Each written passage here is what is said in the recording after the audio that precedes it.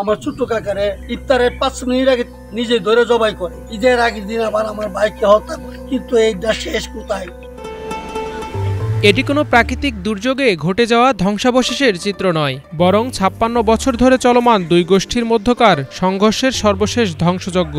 সভ্যযুগে এসেও তাদের এমন দ্বন্দ্ব ও সংঘাত যেন বর্বর যুগের গোত্রে গোত্রে সংঘটিত যুদ্ধের কথা মনে করিয়ে দেয়।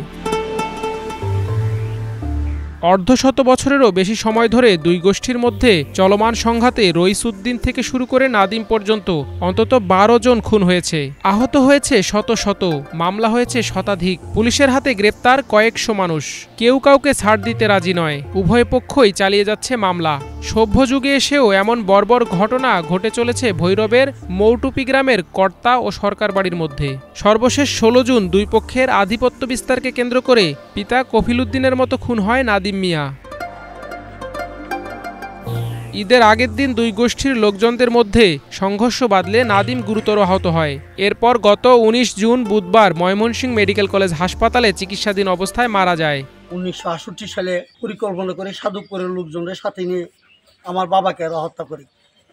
আমার বাবাকে হত্যা করার পরে 1973 সালে ওরা আরেকবার আমার ছোট্ট কাকারে রোজার ঈদের আগের দিন আবু বকর সাহেব 13-5 জনে ধৈরা ইফতারের 5 মিনিট আগে নিজে ধরে জবাই করে। আবার 1982 সালে রসুলপুরের জুলাবাড়ি কালেক চাচা, এই কালেক চাচারে 5টা বলমের আঘাত করে কালেক চাচারও হত্যা করে। কিন্তু আজকে অনেক বছর পর 2টা ভাই ছিলাম, আমার ভাই নাদিম দে ঈদের আগের দিন আবার আমার ভাইকে হত্যা করে।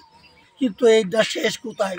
নাদিমের মৃত্যুর খবরে প্রতিপক্ষ সরকার বাড়ির শতাধিক পরিবার মামলা ও পুলিশের ভয়ে গ্রাম ছেড়ে পালিয়ে যায়। এদিকে নিহত নাদিমের লাশ দাফন করার পর কর্তাবাড়ির লোকজন সরকার বাড়ি ফাঁকা পেয়ে কমপক্ষে শতাধিক ঘরবাড়ি ভাঙচুর ও লুটপাট করে বলে অভিযোগ পাওয়া গেছে।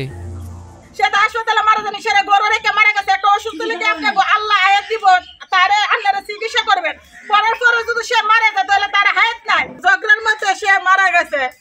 এই মুহূর্তে আইসা মনে করেন বাড়ি ঘরের মহিলার যারা আছে সবারে দৌড়ন্ত করে ফাটাইয়া লোক সবারে ফাটাই এই ঘর দর ভাঙ্গা চোরা সব করছে। ধান চাল লাশের বনের মধ্যে আগুন লাগাইছে। ধান চাল যা আছে ঘরের সংসারের জিনিস সম্পূর্ণ সবকিছু হেরা নিয়ে গেছে। জানা যায় জমি সংক্রান্ত বিরোধের জেরে 1968 সালে কর্তাবাড়ির রইস উদ্দিনের মৃত্যুতে এ শত্রুতা শুরু হয়, যা আজ অবধি চলমান। সর্বশেষ প্রাণ হারালেন কর্তাবাড়ির নাদিম। এর আগে 1985 সালে সরকার বাড়ির ছেলে হেদায়তুল্লাহ ও 2005 সালে তার ভাই ওবায়দুল্লাহ কর্তাবাড়ির সংঘর্ষে খুন হয়। সর্বশেষ সংঘটিত সংঘর্ষের পর ঘটনাস্থল পরিদর্শন করেন স্থানীয় জনপ্রতিনিধিরা। শান্তির আহ্বান জানাবো, শান্তির আহ্বান জানাবো আমরা। আপনারা উভয় পক্ষ শান্ত থাকেন, থাকে ভবিষ্যতের জন্য আপনারা ইত্যাদি থেকে শিক্ষা নিয়ে ভবিষ্যতে যাতে শান্তিতে থাকতে পারে এই ব্যবস্থা করেন, এবং এতে আমরা অবশ্যই সহযোগিতা করবো। আমরা সবকে ভূমিকা রাখবো।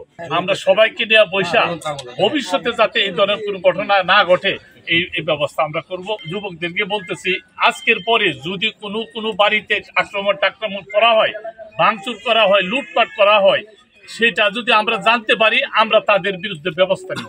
আইন শৃঙ্খলার অবনতি ঘটালে কাউকে ছাড় দিবে না, এমন হুঁশিয়ারি পুলিশের। পুলিশ বুঝে ওঠার আগেই তারা এই ঘটনা ঘটে। পরবর্তীতে আমরা আরও অতিরিক্ত পুলিশ এখানে এনে এলাকার যানবাহন নিরাপত্তার স্বার্থে আমরা পুলিশ মোতায়েন করেছি। শান্তিপূর্ণ সমঝোতার মাধ্যমে দুই গোষ্ঠী দ্বন্দ্ব ও সংঘাত পরিহার করবে, এমনটাই প্রত্যাশা সমাজের সচেতন মহলের।